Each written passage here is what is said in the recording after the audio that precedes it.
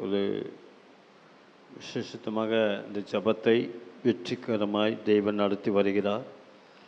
உண்மையில் வந்த இந்த 25வது நாள் கர்த்தர் உங்களை அவர் ஆசீர்வதித்து நடத்துவாராக. ஹல்லேலூயா. ஒரு வசனத்தை நம்ம இன்னைக்கு தியானிக்க போகிறோம். இதயம் சுகமாகணும் தான் நம்ம சொல்லியிருந்தோம் ஜபத்தில். இதயம், அப்புறம் உடம்பு, அப்புறம் சிந்தனை. இந்த முதல்ல இதயம் சுகம் இல்லைன்னு வச்சுக்க, மைண்டு சரியாக வேலை செய்யாது. மைண்டு சரியாக வேலை செய்யலைன்னா உடம்பு பாதிக்கப்படும். நிறைய பேருக்கு வியாதிகள் எங்கேருந்து வரும்னா இதயம் சரியாக சுகம் இல்லாதனால, அதனால் நம்மளுடைய சிந்தனை கெட்டு போகிறதுனால, அதுக்கு நல்ல ஒரு சுகம் இல்லாதனால, அதுக்கு ஆக்சிஜன் நமக்கு உடம்புக்கு கொடுக்குற ரத்த ஓட்டங்களை எல்லாம் என்ன பண்ணோன்னா மைண்டு சரியாக கொடுக்காது. கால்லேருந்து உச்சந்தலை வரைக்கும் அந்த ரத்தம் பிளட் சர்க்குலேஷன் பண்ணும்.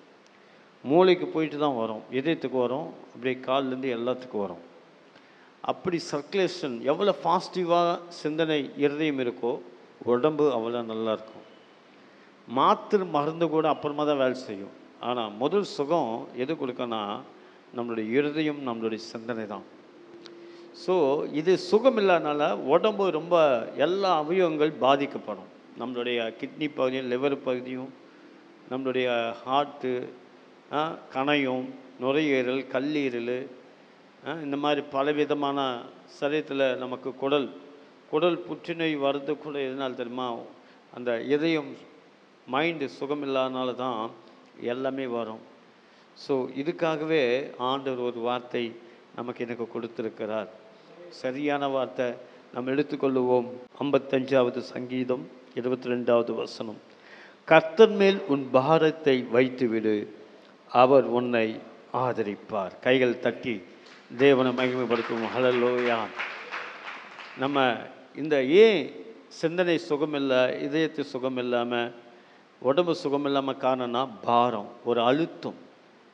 இந்த பாரம், இந்த அழுத்தம் தான் இதயம் சுகம் இல்லாமல் போகுது. இந்த பாரம், இந்த அழுத்தம் தான் சிந்தனை சுகம் இல்லாமல் போகுது. இந்த பாரம், இந்த அழுத்தம் தான் நம்ம உடம்பு சுகம் இல்லாமல் போகுது. அதனால தான் கொஞ்ச நாளுக்குள்ளே எனக்கு சில நேரத்தில் சரியான பலவீனங்கள் என்னை தாக்கும். அப்போ நான் தாக்கும்போது நான் என்ன நினைப்பேன், படுத்துட்டா எழுந்திருக்க முடியாது. இந்த பலவீனத்தையோ இந்த பாரத்தை நம்மளே வச்சுக்கிட்டா கண்டிப்பாக ஜெயிக்க முடியாது. கர்த்தர் ஒருத்தர் இருக்கிறாரு, கர்த்தர் செய்வார். அது எப்போ செய்யணும், கண்டிப்பாக செய்வார். என்னதான் நடக்கும் பார்த்துடலாம், பரவாயில்ல, என்னதான் நடக்குதை பார்த்துடலாம். அவர் மேல் வச்சிடலாம் அந்த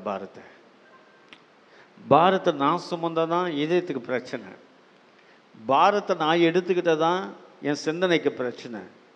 பாரத்தை நான் எடுத்துக்கிட்டால் தான் என் உடம்புக்கு பிரச்சனை. ஆனால் அவர் சொல்கிறார், கர்த்தர் மேல் உன் பாரத்தை வைத்து விடு. சங்கீதக்காரன் அழக சொல்லுகிறார். யார் மேல் பாரத்தை வைக்கணுமா? நம்மளுடைய பாரத்தை கர்த்தர் மேலே பாரத்தை வச்சிடணும். இன்னிலேருந்து உன் பாரங்கள் எதெல்லாம் இருக்கோ நீ அவர் மேலே வச்சுருங்க. இதயம் சுகமாகணுமா? உன் பாரத்தை அவர் மேலே வச்சிரு. உன் சிந்தனை சுகமாகணுமா? உன் பாரத்தை அவர் மேலே வச்சிரு. உன் உடம்பு சுகமாகணுமா? உன் பாரத்தை அவர் மேலே வச்சிரு. கர்த்தர் உன்னை தாங்குவார், உன்னை ஏந்துவார், உன்னை சுமப்பார். அதுக்கு அடுத்த வார்த்தை சொல்கிறார், நீதிமான் ஒருபோதும் தள்ளாடவிட்டார். நிச்சயமா உன்னையும் என்னும் தத்தளிக்க விடமாட்டார், தள்ளாட விடமாட்டார். அவர் நிச்சயமா நம் பாரங்களை ஏற்று நம்மை லகுவாய் மாற்றுகிற தேவன். கைகளை தட்டி தேவனை மகிமைப்படுத்தும். அவர் நம்மை லகுவாய் மாற்றுகிற தேவன்.